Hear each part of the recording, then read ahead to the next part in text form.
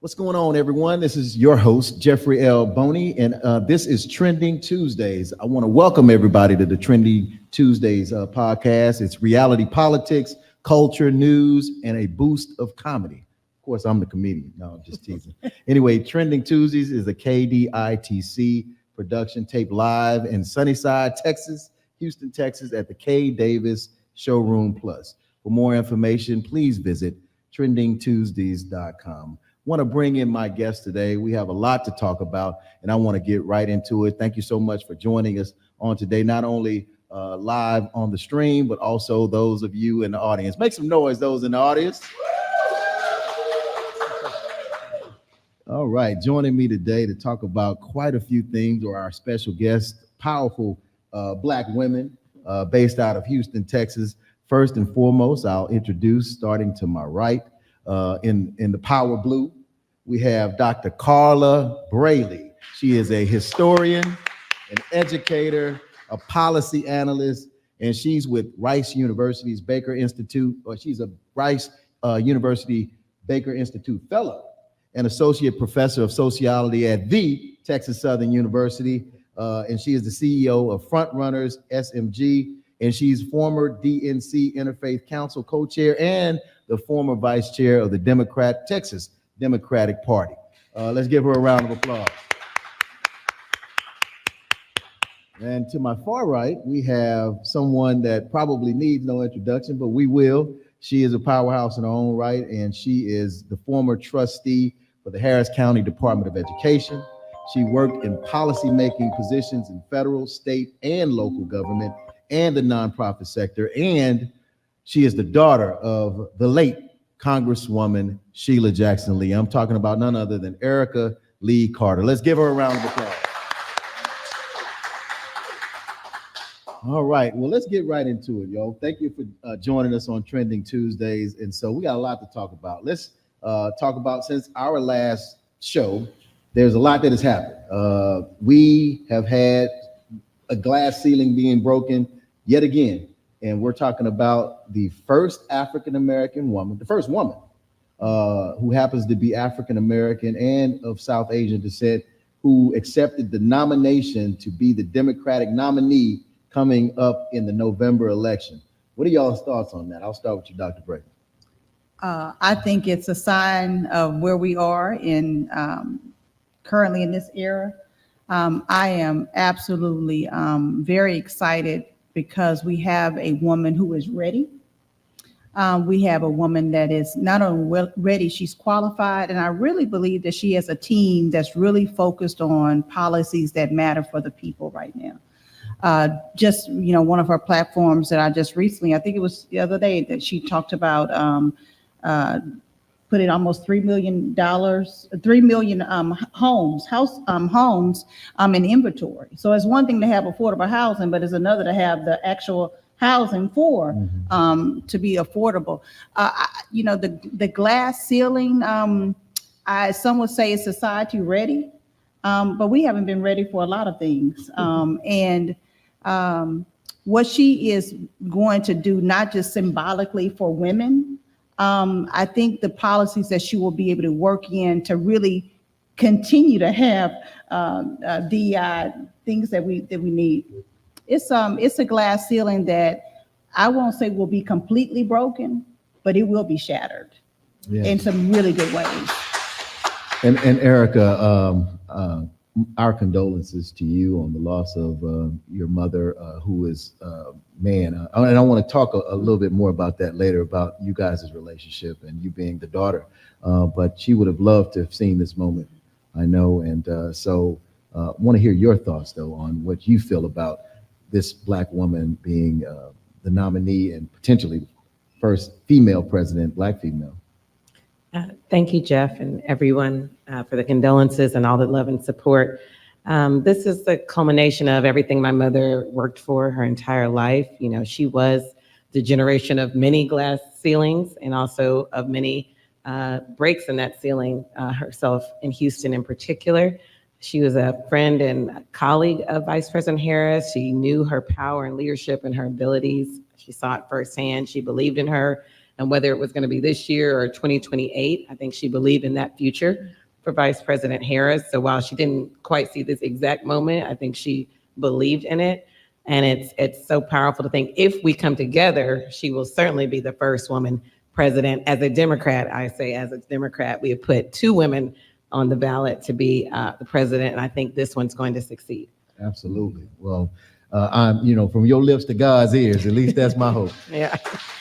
So, going back though, we hear a lot about breaking the glass ceiling and how, women are seeking to become, at different levels that they've bumped up against that ceiling and have been unable to succeed. And I know I was having a conversation with someone the other day, and they were talking about it, like you said, is society ready? And there was even conversation and thought about actually her having another woman serve as, or at least run with her as vice president. It's like 2 women, no way. And I was like, well, they've had 2 white men for 43 presidents prior to President Obama. So why not two women? And so what are y'all thoughts about other areas and industries? Do you see that this is just the beginning, or this is going to open up doors for other areas, or, it depends on kind of a wait and see type approach? We're seeing it happening now. That's why she's been positioned where she is. I think some would arguably, state that it should not be her. And if they could, they would, let's be real clear. The elephant is in the room. If some people had their way and had President Biden may have come out earlier, it may look different. But I always say that God always has complete control, even when we don't know. And I think it's a very divine time frame when he actually stated he was not going to run. So the timing was perfect.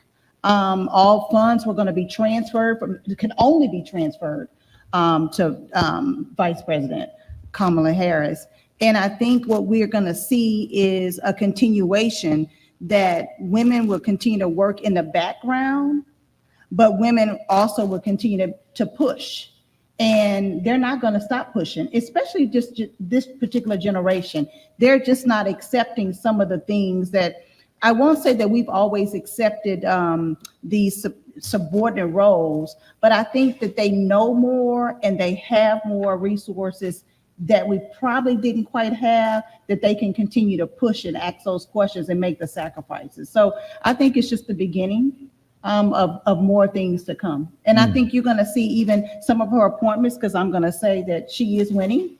Some of her appointments you're going to see is going to have even more women than we've had in the past. You brought up diversity, equity, and inclusion, DEI, earlier, and I want to come back to that. But Erica, I want to talk about your mom. And a lot of people, talk about Congresswoman Sheila Jackson Lee, and they didn't really know how much of a family-oriented person she was. I mean, it's talked about, but you're her daughter, and so you witnessed it firsthand from beginning to end. And so, tell us about did she even have time for y'all? I'm just saying, because she was so much of a public servant and there for everybody else, from seemingly from morning to night, and to know how much she loved her family and was beloved by her family. Tell us about those experiences. Thank you. And I do want to shout out to my dad, Dr. Elwin Lee, who is a good partner to my mother, but she led by example and took me with her. I was under the table at City Council, literally. A lot of people remember that, me going with her. I would go with her frequently on her Friday evening runs when I was a child, to see her leading, to see her serving. A lot of church banquets back then. But she would come see me. She wouldn't miss. She was our speaker many times for MLK Day at my school. She would come, normal things that parents do. Make sure I sit up straight, making me think I need to sit up straight now, and enunciated, encourage me to run for student council. I had to restrain her from getting too involved in my campaign in 4th grade. I said, Mom, this is not that kind of campaign. But she at least gave me advice on my speech for my class. And then as I grew older, she would expand my experiences, like letting my high school come see President Bill Clinton, which all of my classmates remember when I was in high school. And you were the cool kid. Yeah. Yes. And so she was able to combine her service with being a mother, and we're very grateful. Absolutely. And so we're grateful to have had such a phenomenal leader. And we were talking about this earlier before the program came on, Dr. Brailey and I, about our leaders and the need for those people to step up, whoever they may be, and the need for a Black agenda. Do you believe that we need a Black agenda? I know back in 2012, there was this meeting, and I was kind of upset that it took the second term of President Obama for these Black leaders from the NAACP and National Action Network and various other groups, Urban League, Mark Morial and them, to come up with a quote unquote Black agenda during the second term. Why not the first term? And where do we stand right now? Because I mean, we're talking about breaking glass ceilings, whether they be Black females or Black people in general. Where is that Black agenda? Erica, you can start. We absolutely need a Black agenda. Let me tell you, no one else is going to let up, whether it's those who are fighting for deregulation in business or banking or they don't let up. We should not let up. We certainly have not reached the promised land that Dr. King and others spoke about. Our economic equity and wealth gap is still lagging, education gap, so many numbers, racial health disparities. So we need a very strong Black agenda that can directly guide soon to be, hopefully, President Harris and the Congress. If we do right, we'll take back the House and Leader Jeffries. We need to hand him that Black agenda, give him that pathway, tell them the amendments to make it work for our community, because the other side, they're not letting up. Yeah. I'm going to first say ditto. Okay. Then second, I would say, yes, we need a collective Black agenda. And I think it's a state of urgency. Every group, I would say, in America has an ask. And I think we cannot have the ask that we need until we come together, understand what that collective agenda is, and make sure that Black people are at the center and be unapologetic and intentional about it. Because everyone goes into those closed doors and make the ask. They have the policy, they have their platform, and we need to have the same thing. And we do not bend. And we make sure that when you come to our community, to Black community, if you're serving as whether it's a political official, whether it's an activist, that you're meeting at the table and be very clear about what are the key points. And we can't, we still have to be strategic, because if we have a list that includes 500 things, then we're not focused. But I think that when we consider economic inequality, when we consider the Black maternal health rates that right now that Black women are at risk trying to birth their children, all of those dynamics, education, things that are key, we need to be very, very clear, because what has happened even in Houston at HISD should not happen if we had a collective agenda, regardless of what party we're in. So absolutely. Well, a lot of that was driven by those who Black people tend to vote for, Democrat, who led the legislation and to bring that forth, that now we see has pretty much ravished Houston Independent School District and have cost a lot of teachers their jobs, a lot of principals and assistant principals, and a lot of students unable to get transportation now to their respective schools, whether they were going, with this, what did it call it? Open school or open choice, school choice, where they can go wherever they want. And even in their neighborhood schools, I had a parent come up to me the other day who has a special needs child, and they completely removed transportation options for their child. And so they were pleading, like, Jeff, is there something that you can do to help? And I was like, well, I'm not in Houston, but I can try to figure out how to help you get, your daughter, some assistance. And so fortunately for his daughter, he was able to get some assistance, but the collective, is still suffering and unable to have transportation. So to your point, what is that collective Black agenda? Who's driving the train here? Who's quarterbacking this situation? We keep pointing, saying we need, but I know back in the day we had people who were kind of those king and queen makers, if you will, that sat in the room, fleshed it out, probably had, they had some heated discussions back and forth, and then they came out and said, this is where we're going, this is what we're doing. Who is that today? Interesting. Well, I would say we have some. I would say even Commissioner Ellis is doing some good work in terms of mentor. You got to have mentorship. And mentorship allows for people to be able to make mistakes. You're not going to have a perfect leader. You're not going to have a perfect society. You have to, almost have a quote unquote sponsor that you say, you know what? Yes, in this case, Dr. Brailey didn't make all the right decisions, but kind of protection hands off, and not hands off if someone is not operating accordingly, right? But as a leader, you have to be willing to make some decisions, some hard decisions, and hard decisions on the spot, which means all of them may not always be the best. But I would say that we still need some people to do some things differently. And when we come together, and you ask who's doing this, it cannot always be about the deal. The deal are the people. And so you can expound on. Well, I was going to ask you, Yeah. Erica, being around your mom and being in some of those rooms under the table at the council meeting and other places under the dais. I think my question to you is more so, have you seen, the leadership, kind of get sucked up in a vacuum and kind of somewhat disappear, as your mother began her career in politics and in public service to present? Yeah, I do think we're missing some of those legends that were really steeped in the community, understood the policy and knew how to translate it to the power brokers. I think some of it is generational, where the younger, which is myself, and younger, even younger, they are rattling the cages and they don't understand the way my mother's generation, others operate. They have trouble collaborating like we need to have a collective, direct agenda. And they maybe think that it's too slow. They're in the instant generation, but no legislation is instant. It's always been sausage. That's the way our government is designed. And so if you can't create an agreement on the progressive steps, then you're not going to have a collective agenda, because they're always, one side is going to say it's not enough, another side saying we have to do this, A, B, C, D, and E. So I would encourage those younger than me to realize that not everything is to stymie you, it's to stair step the ladder.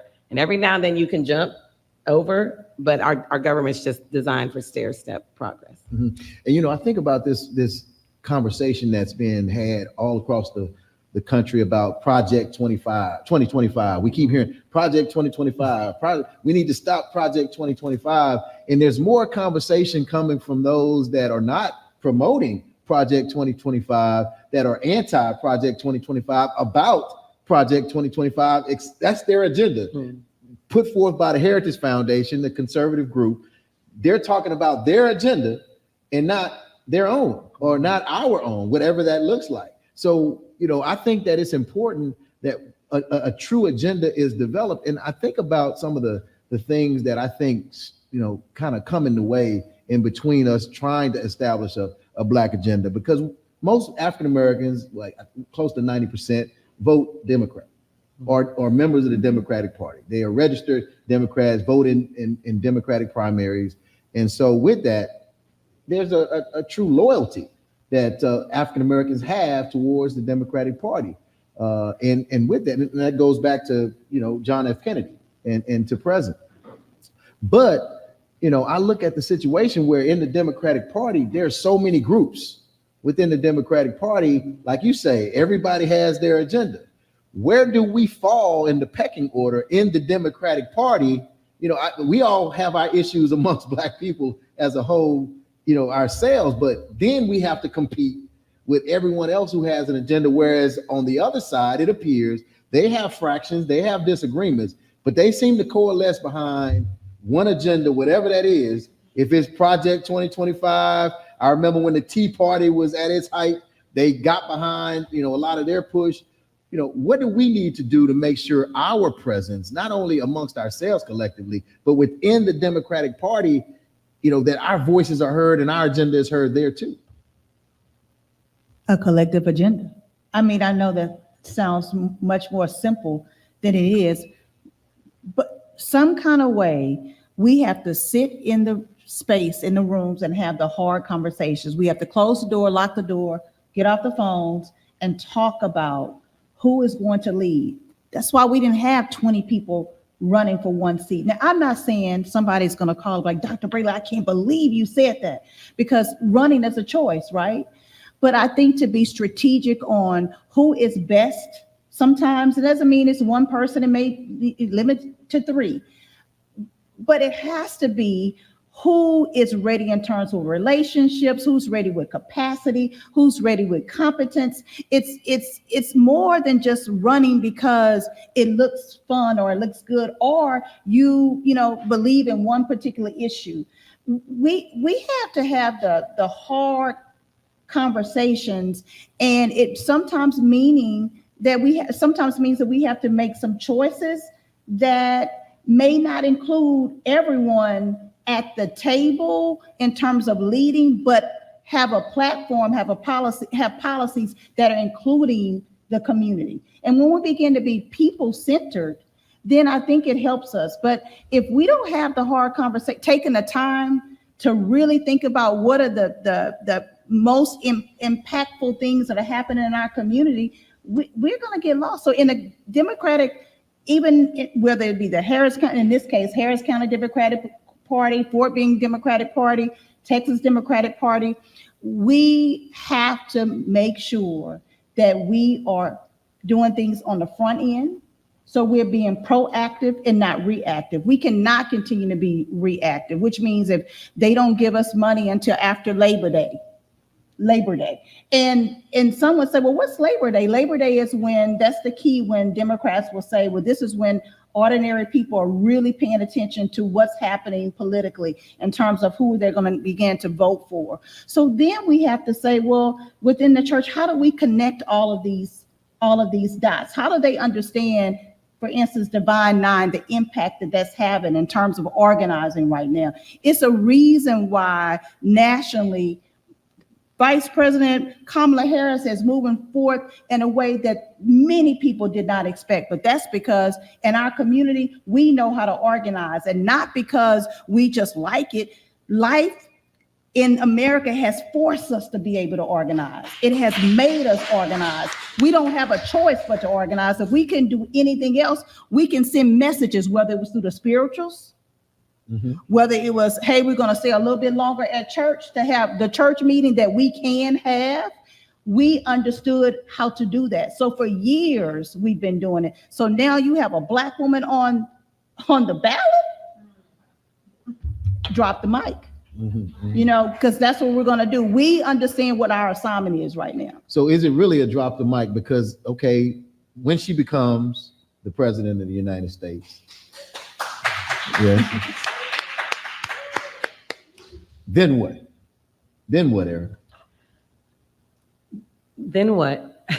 We can't stop organizing. I think that's what's happened time and again. We get that relief. And of course, it's a tremendous effort to get anyone into the presidency. And then we're thinking, they got this. Of course, she knows, our struggle, but we need to bring that exact agenda and utilize. We have a large Congressional Black Caucus, largest ever been. It'll be 63 to 65 members next session, which is, doing the math, maybe 30% of the Democratic side. We need to use those members, so they'll work from that angle, and then we can also work from her angle. But we can't let up just because she gets in there, and that's what's happened in other presidencies.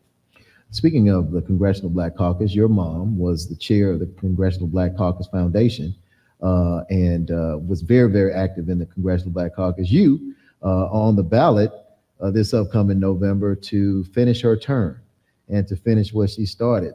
That has to be a very humbling yet surreal feeling. So can you share how you're feeling right now? You're the only Democrat on the ballot? I am the only Democrat. 2 Republicans filed, and I want to thank the party and those who decided not to file because we need 51% of the vote so that we, the 18th congressional district, can regain their vote in the House.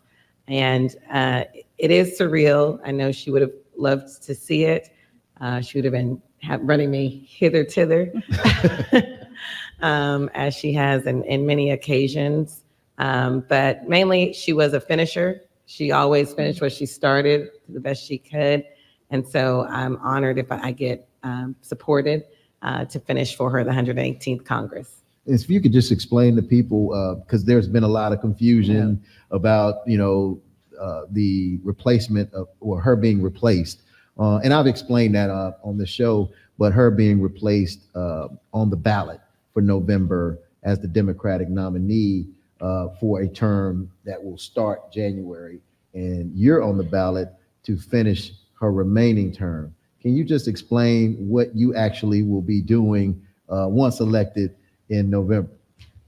Sure. I will be sworn in fairly immediately, and I will vote as she would have voted, supporting Democratic leader Jeffries.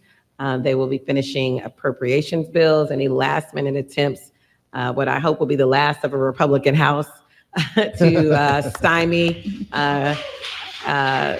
Kamala Harris taking office. We will want to stop that. We will want to prevent bad things, but hopefully support the finishing of appropriations, which they have not been able to pass this entire year. And that's money for the 18th congressional district, for our city, for our communities.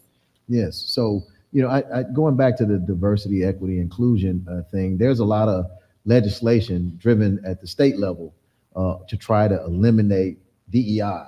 I just saw, even just here today, I read an article that, which is ironic and funny at the same time to me, and sad, that Jack Daniels has eliminated their diversity, equity, and inclusion programs. And it's ironic and funny at the same time to me, because Jack Daniels stole the recipe for the whiskey that they now promote from a black man, which is now a brand called Uncle Nearest. And so now you're saying no, that we're not going to create opportunities for those that have been disenfranchised for many, many years. And, just the whole irony behind that. And it's just a slap in the face, because I think a lot of people look at this as we're looking for some sort of handout. And it's not a handout in any shape, form, or fashion. We come from a history in this country of being denied opportunities from education, from business, from loans, whether it's redlining, all kind of things. And so what are your thoughts on this whole DEI elimination push? It's not new. It's not new. And is it right? No, but there are a lot of things in this country that has happened that is not right. I think, again, collective agenda, but to be ready and to realize our history, that we have been doing the work. We will continue to do the work. I think that's even more why we have to start having these cross dialogues, that we look out for one another in a way that opportunities happen. I was looking at, there's a picture in the Barbara Joy Mickey Leland building at Texas Southern University. And in the picture is one of the documents that our late Congressman Mickey Leland is really, informing us about what they were doing at that time to take out Black education during that time frame. Mm-hmm. And now we're seeing that once again. I think we have to know our history, because it's true that history repeats itself. But also we have to know our history as Black people, that we not only survive, we thrive. Mm-hmm. And policies are actually created for us to be suppressed and oppressed, but some kind of way. So I don't know if it's through our grandparents' prayers, through the tears of their Black women, Black men, but some way we always prevail. And I think we have to know that. And that doesn't excuse, right, injustice and inequality and inequity. But the reality is, I think we have to know that we can and we will. Mm-hmm. And we have to make sure that we vote by any means necessary, and I think that's really important. And I just want to add one thing America understands is the bottom line, and diversity can be its strength. And you look at certain capitalists like Mark Cuban who are leaning into diversity, and companies that refuse to get rid of their DEI or find ways to adapt the language, they are going to thrive. And I think at some point others are going to see that's what they have to do. And as you mentioned, Texas Southern, President Biden and Kamala Harris invested record dollars into our HBCUs. There have been major donations to the 4 Black medical schools. And so those institutions are going to be the foundation that continue to help our community move forward. And I'd like to add to that, because I think, money matters. And we need to start taking a list. And we got, many of us like Jack Daniel. But if Jack didn't want to do right, then we have to go find something else. And we need a list. I have a few names. So let's drop it. But the reality, when you talk about a collective agenda, that's part of it. Yes. If you don't invest, if you don't believe in us, then you won't make the list. And rest assured, Black people spend money.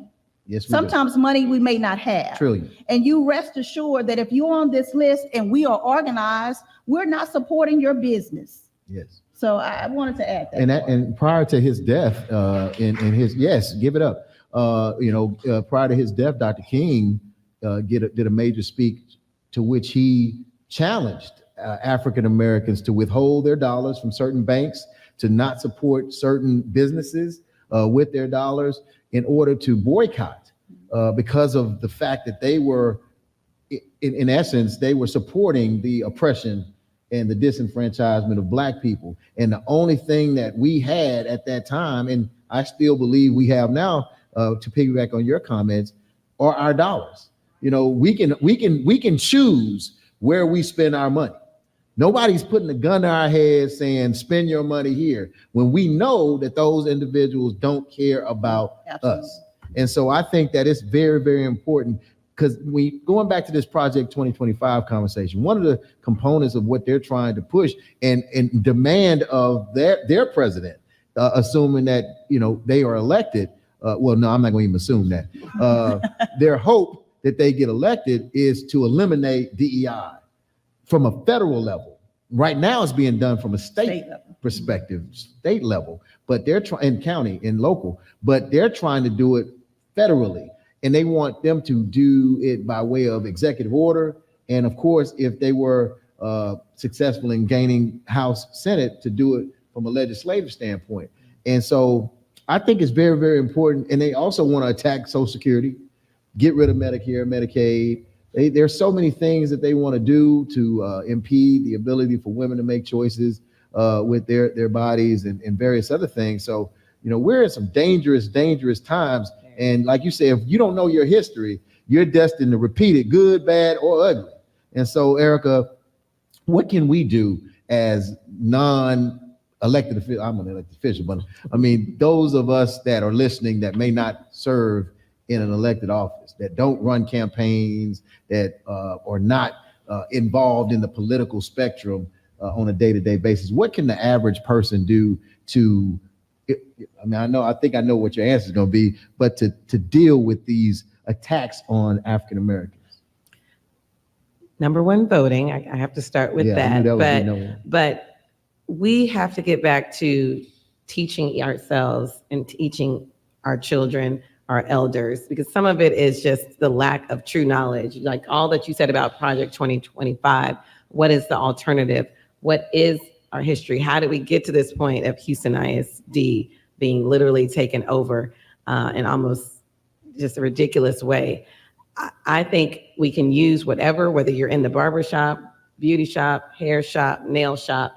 These are times when you can have those casual conversations to strengthen the understanding, to motivate, and to know we can't stop. I wish a lot of communities, they have schools, but they do separate from the whatever public-private, they do their own schools. Chinese community has a Jewish community, et cetera. I wish we could do that in our community.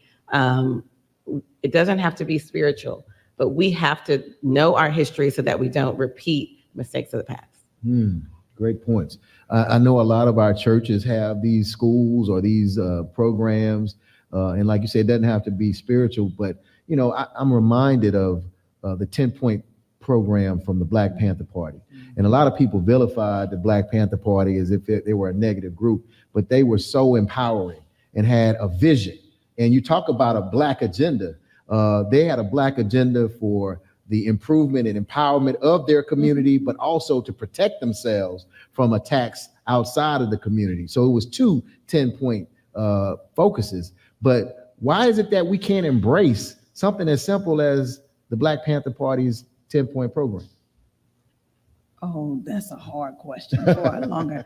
I think I know you're a even, history person. Even so. the breakfast program, they don't get credit for that. Yes. But we have the breakfast program from the Black Panther Party that we know has proven to be effective for children to be able to really have, a sense of self and be able to focus during class.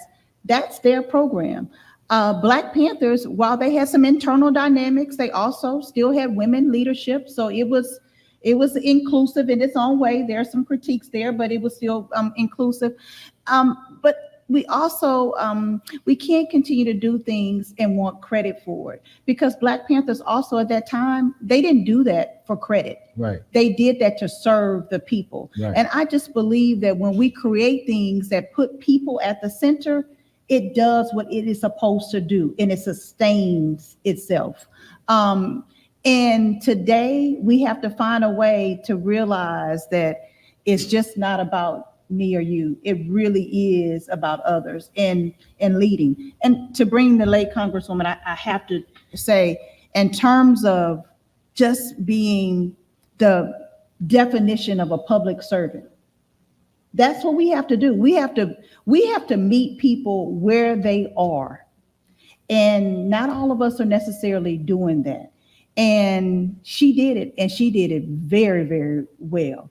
And when we do that, then we have the leadership that we need. And some of the things that she did oftentimes was not in the forefront. Mm-hmm. It was in the background, making calls that we will never know about. But those individuals understood what she was doing, and it showed up in the voting because they showed up all the time. We have to be able to be, really lead as a public servant does, and that's people centered. And I think about, us as a people, we got to pick a fight, pick a side. I mean, you have someone like the Congresswoman who was everywhere, who supported so many causes, not only in the African-American community, but all communities, all efforts. And you hear these critiques, these negative critiques. Oh, she everywhere, or she show up to everything, or she always on the camera, in the camera's view, and But then you have people who completely disappear after they're elected. You don't hear from them or see Absolutely. them again until the next election time. And we keep electing them over and over and over again with no accountability. So what is it that we want? Do we want somebody that's going to be on the ground, being a champion and advocate for us present? Or do we want somebody that just sounds like, oh, I'll vote for them, or I see them on the billboard, or their name, or they took a picture with me, a selfie. I'm just trying to figure out, what is it that is important to Black people? Black people want someone who's going to fight and someone who's going to champion their causes. And I can say, I don't know if Erica, we've ever talked about this, but late Congresswoman, she was the first person that made me understand the difference between a fighter and a champion, because they really can sound the same. Mm-hmm. But the late Sheila Jackson Lee was a fighter, and everyone knew it. Yes. You knew when she was coming in the room, I'm coming and I'm ready, because she was smart, she was savvy, she was strategic, she was on point. Yes. She also would champion a cause. Those are two different things. That you come, but at any point she was ready. And Black people want to win, and not just win for the sake of winning, but we finally want to be on a winning team. Who is going to win, help us win? Who's going to fight? Who's going to champion the causes for us? And while I'm a social inequality person, I teach inequality. I mean, you talk about health inequality, you talk about economic inequality, but at some point, it has to be the person that is going to fight for Black people. Mm-hmm. And that's not to say that we're not fighting for others, But study after study shows that when we fight for Black people, others are helped. When you talk about the civil rights movement, that just was not a movement that helped Black people. Some people are still reaping the benefits of the civil rights movement that was built around the foundation of racism. But the reality is, we know that it impacts sexism. Now we see homophobia has been. So there are a lot of things, dynamics that came out of the civil rights movement that was pushed primarily from the Black community, but now that's across the globe, and it's still, people are still getting PhDs over studying the civil rights movement. But Erica, do you really believe, yes, do you believe that we collectively appreciate those types of leaders?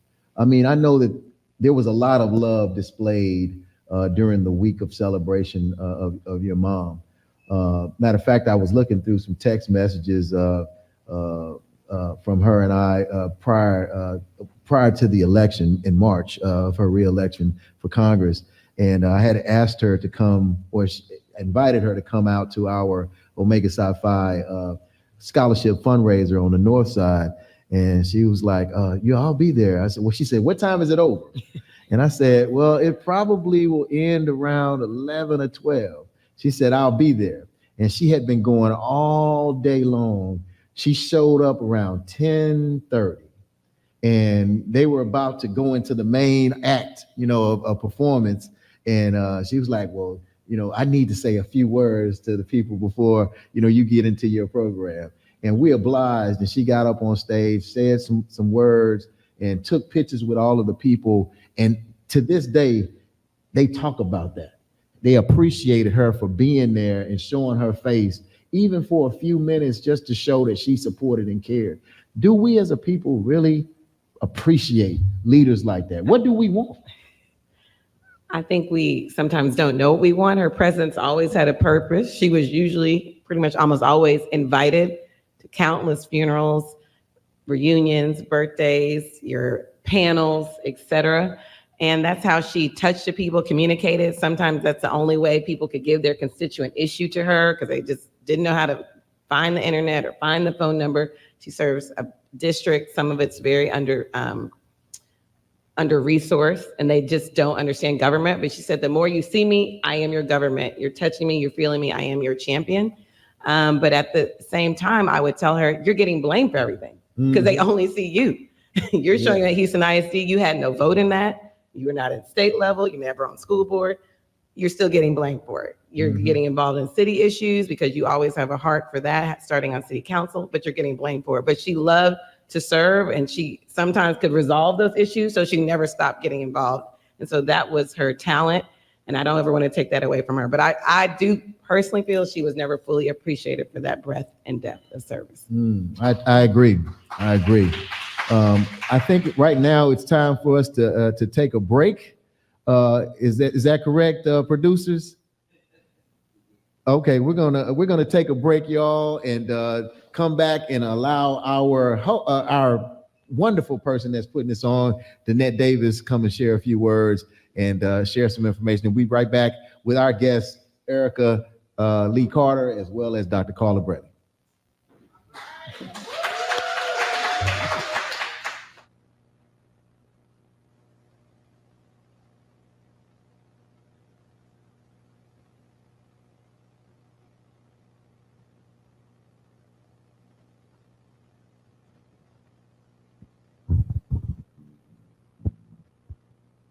All right, during the break.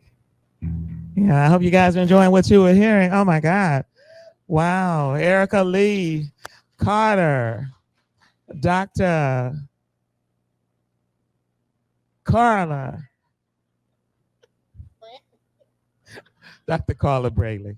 All right, y'all. You've been listening for the last hour. You know how it is. It's been a day. It's been an interesting day. I'm Danette Davis, and we're K Davis in the Community Foundation. We want to say we're trying to be relevant and be, we've got information, we've got art, we've got people. We're in Sunnyside, Texas on purpose, but we're here today. Honestly, I wanted to introduce Lauren Marshall. Lauren Marshall is with Kay Davis in the community. Say hi, Lauren. Hi, Lauren. Hi. Hello, everybody. Okay. What we want you to know is Kay Davis in the community is very serious about what we do. We're mind, body, and spirit, which means we with education, we offer scholarships, body, wellness, health, and that kind of thing. We're about the whole person. Spirit is our art. We love our art. And with that, because it's what makes us whole. But it takes a village. And so with that, we're going to say, if you guys are listening, you want to go to, oh, look who just walked through the door. See, we talk about mind, body, and spirit, and about a community. I made a phone call, and look who showed up. It's Dr. Shabazz, city council member. But Sunnyside is her area. These people are very serious about what they do. District D, the district of destination. All right, and she's here. See, now I've got to switch my whole thing up. We got Jolando Johnson back here playing. He's literally our music for tonight. Jolando is doing some things with the Crusaders. He talks about the fact that the Crusaders literally came out of Texas Southern University, and so did he, or what have you. What'd you say, Fifth Ward? Okay, you want to say a few words, just a few? Sure. This year, some friends of mine, we put together a tribute band honoring the Crusaders. Crusaders are a iconic jazz group that grew up in Fifth Ward, and they spent time at Texas Southern University before they left for LA, and the rest is history. But these guys are legends. Wilton Felder, Wayne Henderson, Joe Sample, Stix Hooper. All of these guys made their mark in the music industry that's being enjoyed and felt all these years later. And I felt that it would be a good idea. Me and my friends, we just felt that we need to honor these guys because we, a lot of us as jazz musicians are standing on their shoulders. And I was listening to the music. I didn't even know who they were. I was listening because that's back when the stations used to play instrumental music. So they would play things like Street Life and Keep That Same Old Feeling. And but I didn't know who they were until I got older and started studying jazz and found out about the Crusaders. But then it made it even more sweeter when I found out that they were from Houston. And so at that, I've been a lover of the music ever since. And we are planning to take this thing as far as we can take it. So keep your ears and your eyes open for the Crusaders experience. All right. Jolando Johnson, he's one of our partners. Kay Davis in the Community Foundation has partners. We do what we do, but we can't do it without you. And so Jolando and his program and the things he's going to do with math and music is something coming up. And another one of our partners, you've been watching the video, this painting that's right here, and muralist. Hello, everybody. My name is Samson Bimbo Adenuga. Yeah, I'm muralist and painter and also an illustrator, book illustrator. I've been able to, get a little, my works here and there. One in He says a work here and there. This guy, he's doing a mural downtown Houston, on the Cotton Exchange building. He's done. You have an existing mural downtown. Yeah, we're working on an existing mural downtown called "From Slavery to Freedom." We're having a picture of Harriet Tubman holding the cotton, plant, and we also have the map of Africa from the movement from Africa to the United States and the freedom map. I track how they got free and everything booked together. Oh my, Rodney, you see Commissioner Ellis is at it again, right? Okay, it's going to be wonderful. One of the things I want to say, and you're going to be on our next session when we go back, when you go with Dr. Brailey and Erica at the second session, what have you. I do want to say, Now, I guess for those people that are here, we've got food. So you guys, you're missing. If you're in the audience and you're not here, it's all on you, right? Okay, so KDITC, K Davidson Community Foundation, go to our website or what have you. If you like what we're doing or what have you, raise your hand and donate or however you want to do it. Let us know, because we're here to stay. We're making a difference, okay? Is there, Dr. Shabazz, come over here, please, and say just a few words, because we cannot, we'd be remiss, like they say at church, if we did not. Please, thank you so much. Well, he's giving you your own mic. Oh, am I singing? All right. What am I doing? Thank Hello. you. What am I Hello. doing? I just want you to do what you do. Oh, well, hello, everybody. Hey, Carla. A neighbor. Oh, Erica, what are y'all? So this is what the people are, the party people. Julia, you just left me. Anyway, I'm Councilmember Carolyn Evans Shabazz, a council member for District D, what I call the District of Destination. And we're certainly in District D. Oh my God, I remember when you first started this building. This is fabulous. And I know the food is good. You can always count on good food. But certainly I'm glad to be here. I just left the Houston Black American Democrats fundraiser. Then I just got a text. I'm supposed to be at the University of Houston for just to try to get some volunteers for some of our events. It's just hard to remember it all. But anyway, I guess I'm where I'm supposed to be. And Yes, so you you got to be are. careful inviting me. I may show up, right?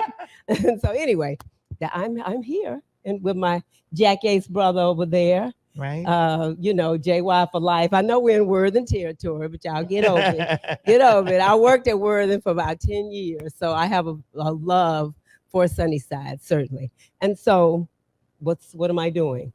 Yeah, you're doing what you do. That is? And no, you're doing what you do. And I've not made a step with this foundation where I've not asked her to do something and she has not done it. We talk about Congresswoman Jackson Lee and how she was doing the things and just showing up and being, you see me and you got District D, or you have the 18th congressional, whatever. This is how she is with District D. It's the same thing. Oh, yeah. I literally texted her the last time and she was like, today, you want me there? Or you There, now, or now, or later. But I'm here. But she's been here since we've been talking about all the things that we've done, from the George Floyd statue on to the unveiling that, and then the film we did. She was there. She's just been, and I remember honestly, Congresswoman Lee was there. She was just there. She's a few minutes, she had a few words, but she was there. And it takes that kind of leadership. Everywhere. Everywhere. She set the bar high. I mean, really, really, really. And I just she was so amazing. I mean, you are where? You going where? You doing what? And you have to do that? Why? But she was always there. And just, it didn't matter what it was, if it was community related and to help the community, she was there. I mean, I started out trying to keep the name of the school, Turner Lockhart, right? And we had a little rally, and who shows up? She was on her way to the airport. I'll never forget that. And she stopped to give a few words. When we got in front of the board, she sent a letter to the board telling them that they needed to keep the name of that school as Turner Lockhart. And trust me, I'm just like the Congresswoman in some ways. I have not given up on that name because that's the name that the community wanted. And we were totally just kind of cut out of it. But at any rate, it is what it is. But certainly, and we're trying to do some great things in District D, and I'm not going to talk about them yet till we can get them really, really going. But it's the Congresswoman gave on her earmarks, her last earmark, she gave $2.5 million to address food insecurity. That's not small. And because we're trying to do something really, really significant to help the community to perhaps be able to get food with dignity. In other words, people get in those lines and they get those boxes that have so much stuff you do not want or need, which is very wasteful. And so we're trying to establish something where people can go in and actually choose what they want for their families. And so that's what we're working on. So you all lift us up in prayer, because when you get governmental earmarks, you have so many steps and hurdles that you must climb. And so certainly I'm glad that my sister here, Erica, is going to be there. And then certainly Following her will be our mayor, Sylvester Turner. And those are people I know that I can reach out to. That's what was important to me when they made a choice. I didn't have time to be caught up in those little games, of who you like and don't like. That was all about District D for me, and not about me, but the deal is I got to know that I can reach you when I need you and that you have the same heart. And so I just wanted to kind of share a little of that. Thank you. Thank you. Okay. All right. No, so perfect. Thank you so much for coming. Okay. You don't know what it means. So, thank you. And we're going to let Yolanda take us home. I'll sing the next time. Oh, you're going to sing? The next Well, time. I'm going to step down if you sing. Oh, no. I'm going to step down before I sing. How about that? We're going to let Yolanda finish. Yeah, and they're going to lock you up. Okay. All right. Thank you. Yolanda, take us home.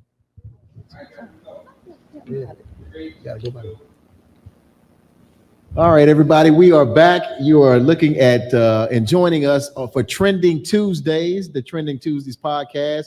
We have a live audience. Give it up, live audience. All right, we're back with Dr. Carla Brailey, Erica Lee Carter, and we've been joined by someone that was introduced earlier by Danette Davis. He is an artist. He's doing murals all in downtown Houston. Thanks to Commissioner Rodney Ellis's push to have public art displayed downtown, but more importantly, African American art or African art. So we have joining us with this phenomenal crew of ladies. We have a gentleman that kind of, we bookend the situation here. We have an award-winning artist, painter, muralist, Samson Bimbo. Let me say the name. I was gonna say it right. Adenuba. He didn't think I was gonna say it right. Yeah, Mr. Adenuba is here, and let's give him a round of applause for joining us today. Thank you. Just briefly, I'm sure all of us sitting here appreciate and love art. Have you seen many of his pieces downtown Houston? Yes. Yes, he's got Wonderful. some phenomenal Great addition. pieces that are on the sides of many of the buildings, a lot of the old buildings downtown. And again, this has been an initiative by Commissioner Rodney Ellis, Harris County Commissioner Rodney Ellis, to do so. So what got you into art? How did you become this famous award-winning artist? Thank you. Well, this has started way back. I can't even remember how I got into art in the first place, because I just find out I could do it. I don't have nobody in the family like my uncles or anybody that could actually exemplify to say, oh, my uncle is in the family. But I don't know, it just came up. I just know how to do it. But what I found out is that, like as a kid, when you're angry, you want to go draw. When you're happy, you want to do it. And your drawings and what you do, your creativities kind of show the mood that you are at the time. And that's what I just discovered. I just grew into it. I don't know how it came. I believe God just packaged us with something. And that happens to be one of my superpower. Yeah. Like that. Well, I have a superpower singing. I'm just not going to display it this evening, for the sake of time. But nonetheless, how significant is it to have these murals displayed in downtown? How do you feel, one, as an artist doing so, and how significant is it for people to see your pieces? Thank you so much. That is a great question, because growing up, being able to do, create, gives you a little bit of attention. People get into, wonder, oh, what you did is good and all that. And sometimes you think that's about everything. And then, of course, as you grow older, you want to think about money, like, you want to get things and stuff. Yes, art could get you that too. But beyond all that, I realize art is a universal language, and also art is a tool, for education, for recreation, also for redirection and information and inspiration. So having art, all over town makes us to live with the art. So it goes beyond the aesthetics, where I'm an exhibiting artist, so you have some of your art collected by, collectors, and they have it in their houses, and it only serves them. Whatever it is that you're talking about, it only serves them. Art is a language, it's a voice. So whatever we speak with what we create. So whatever things you're saying is only serve one person. But now if it goes public, it serves, the people. And my takeoff from all this is that being a public artist now gives me a room to serve more people, and not to live wherever we are, per time, wherever we live per time, the same. And I'll enjoy everybody, not to leave the place the same, not to live, even if it's a smile, just do something to improve wherever you live or wherever you are, the people that meet you. That's what we do with the arts. So right now, even today, you're working on a mural downtown. Can you tell us where that is and what you're doing on that particular piece? So that we're working on From Slavery to Freedom. I'm working with an international artist from Denmark. I think it's French. His name is Victor Ash, and all these murals are coordinated by an organization called Street Art for Mankind. So if you Google Street Art for Mankind, you're going to see all these murals and all that. And we have a picture of Harriet Tubman. Every black American knows who Harriet Tubman is. And she's holding the curtain, which is a symbol of the work, the labor, and the sweat and the blood, how the African American actually worked to till this land and to make the wealth, gotten by whoever, but they worked and their blood was to build this nation. And then so you have Harriet Tubman with that, and but beside it, you're going to see the map of the movement from Africa, to the United States and the freedom. So, but we're intending to use fluorescent colors for that, so that at night, if you flash on it, you can see the map of the freedom, how they get, out of, all around the slavery spots into freedom, and however everything went. You're going to see that. That's basically what I'm doing. Practically just yanked up from the wall. It was almost a 20-story building, and you know how it is over there. Rain came up many times, a few times today, but we're still doing it. It's something that we're to do. It's a commitment. It's a drive. It's vision. It's a goal, and we just keep doing it. I love what I do, and I call it the spider thing. So people wall to wall do what we love to do there. Well, I know art is something very important to Commissioner Ellis. He's a collector of art, but to have you chosen, he clearly saw something in you, because he's not only chosen you once, he's chosen you multiple times to do murals. And I know one of the things, and I'm sure you have an appreciation for one of my favorite muralists, who is out of Texas Southern University, or at least a lot of his stuff was displayed there. He came to prominence after the Harlem Renaissance for World War II. I'm talking about John Biggers. John Biggers. And so what are your thoughts as an artist, a muralist, in comparison to someone like him? And, do you draw him as inspiration? And who else do you draw as inspiration? Yeah, so art is such in this way that we draw strength and inspiration from ourselves. I call that the horizontal.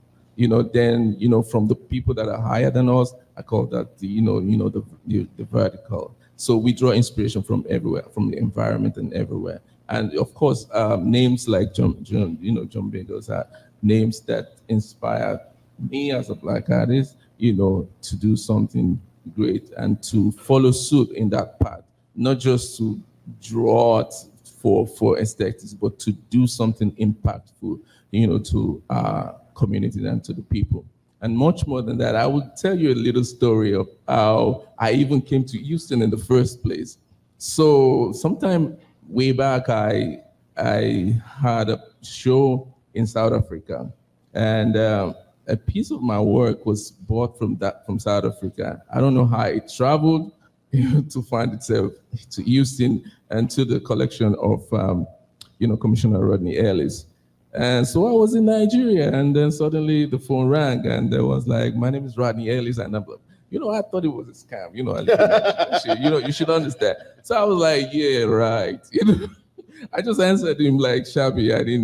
Because I didn't count him like it was anybody. I thought it was one of them, trying to change their tongue and talk like somehow, So I guess he understood. He didn't get mad. So he called me about 2 weeks later.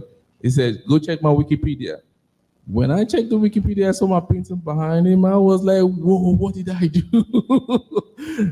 But later that was how we got talking.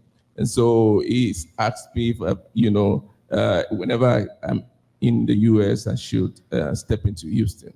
So I said, "Okay, no problem." So I had something to do, a workshop and a show in California. So I just called him and he said, "Okay, I should fly into Houston."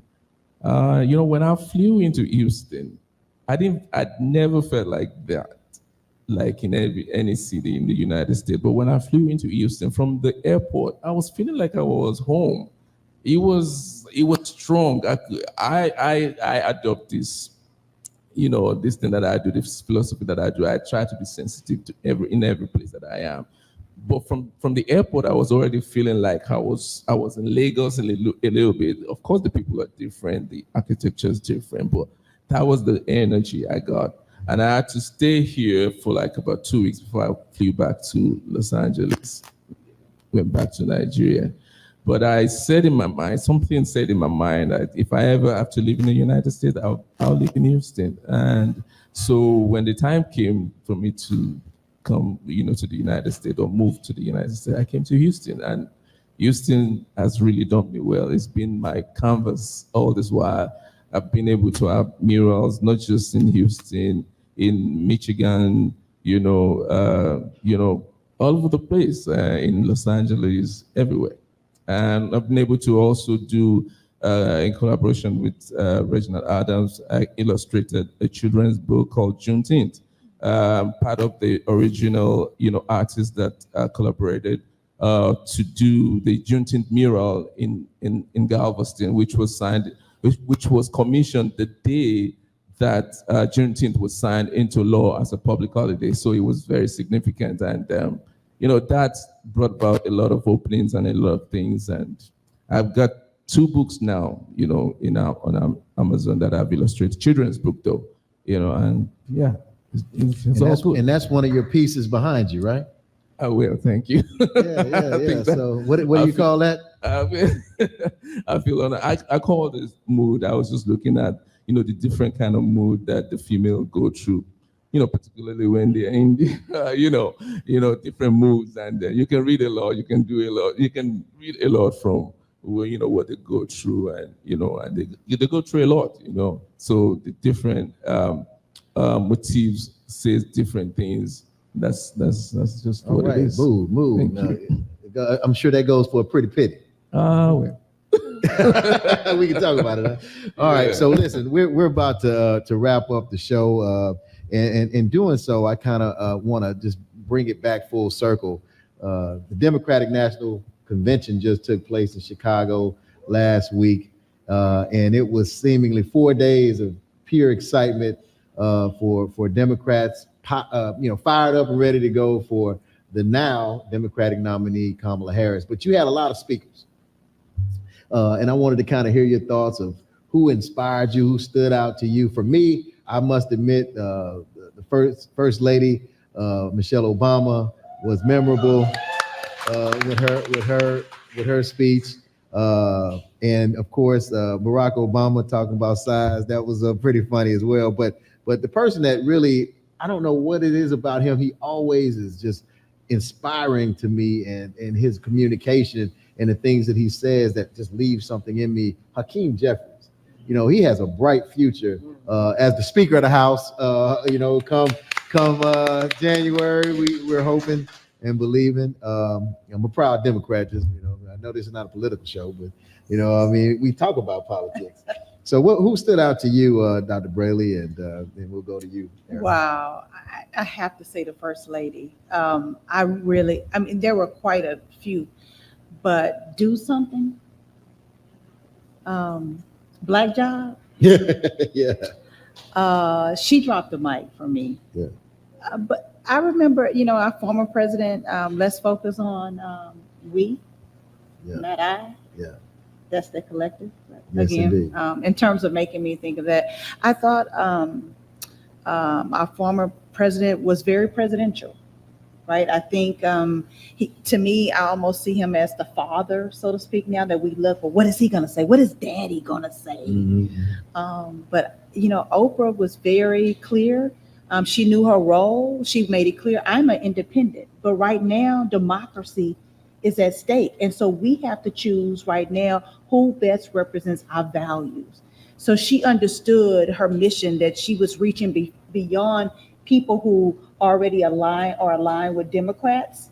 And so I thought that she played into that role very well and presented the case of values. And the value right now is democracy is at stake. And I can go on, but Yeah. past. Well, those were outstanding moments. I had the privilege of being in the room each of those nights, and it was just palpable, all the energy. So I'll just highlight a few that lesser known. I love the Exonerated Five that came with Reverend Sharpton, their overcomers and how they pushed forward through all that adversity and persecution that they experienced. And then there were two women, Senator Tammy Duckworth, who I rarely have seen walk. She usually does a wheelchair, but she tried to walk and show you that even with her physical challenges, she's still got a lot of fight in her for women. And Gabby Giffords, who survived a point blank gun shooting. And we want to stop the violence. My mom fought against gun violence her entire life. I will continue to fight for our children. And those were inspiring, other than the major players y'all mentioned.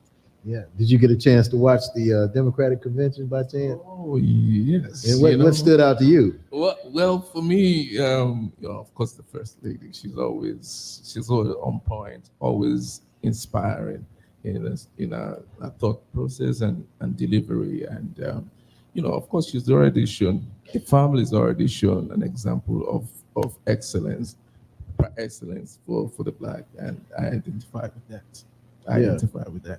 Well, Hakeem Jeffrey said it best. Bro, we broke up with you already. We don't want you back. Not at all. That was amazing. And I love the son. Yes. The vice president son. I mean, the Tim Walz. Tim Walz. I mean, the authenticity to see him, his reaction with his father on that stage, it represented love, and it shows why representation matters.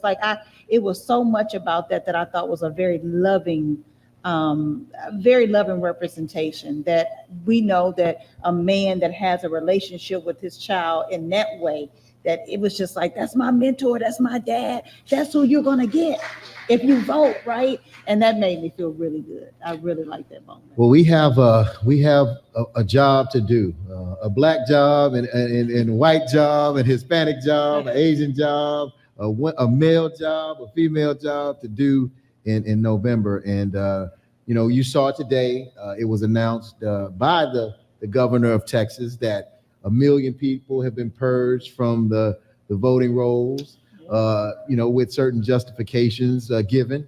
And that's just the beginning. I did a story in the Forward Times. I'm the editor of the Forward Times, and I did a story just this past week or so about the purging of the list that people are on, the suspense list, and how people are, if you moved from a particular address and you didn't, refile, if you didn't vote in the last two state and/or federal elections, then you get on this suspense list, and you show up to the polls. You can still vote, but it's a process, and some people get turned away, frustrated, and so you would think that something as important as voting, you would give everybody access and make it easier, but they're making it so much difficult. So closing thoughts for the last couple of minutes. What, Erica, I know you're on the ballot in November. What do you encourage voters, registered voters, and those that may not currently be registered to vote to do? You can register by October 6th. That's first. So if you've moved, it's safer to just re-register. And Educate yourself. Yeah, we are Democrats, the big fabric, the multicolored coat, as my mother used to love and say. But investigate every candidate that you can. You don't just always want to blindly vote, because there are a few of us that I would probably push out if I could, unfortunately. Yeah.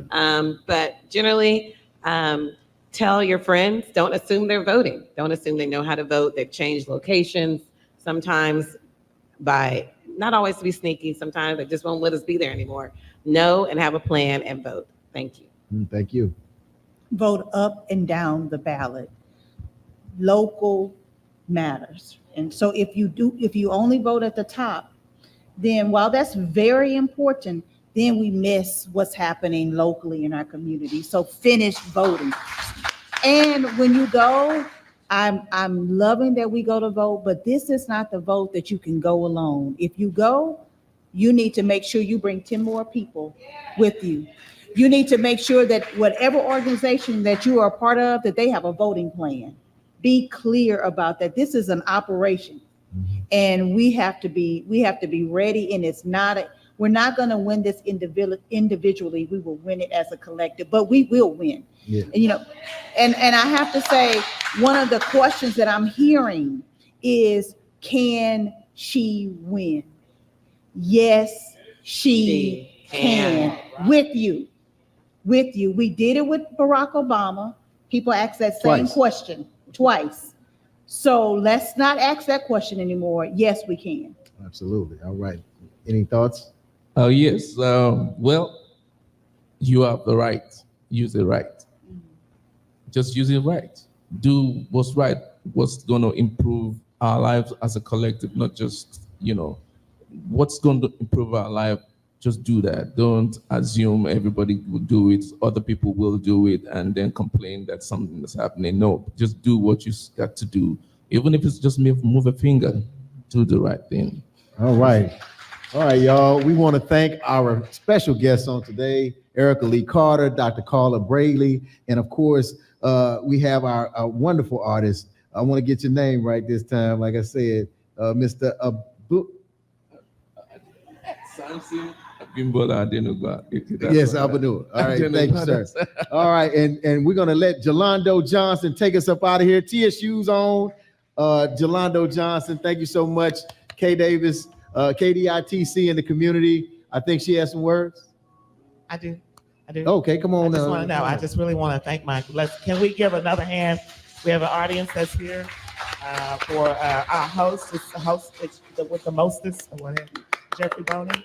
What have you, Dr. Carla Brailey, Erica Lee Carter, and Samson. I'm going to say Bimbo. I'm not going to try to pronounce his last name because I don't want to mess it up. Adenuba. He didn't talk about that mural that I partnered with the county on, but Worthing High School, which is how I met him. The Stop Gun Violence mural. Stop the gun violence is what it was about. So we always want to make sure that we're on point with what's right for social justice. We are in the sunny side. So I want to thank everybody. It's been a pleasure. And for those that are in the room, if you like the food, there's a little sign over there that says tip the chef. Okay, good night. Thank you.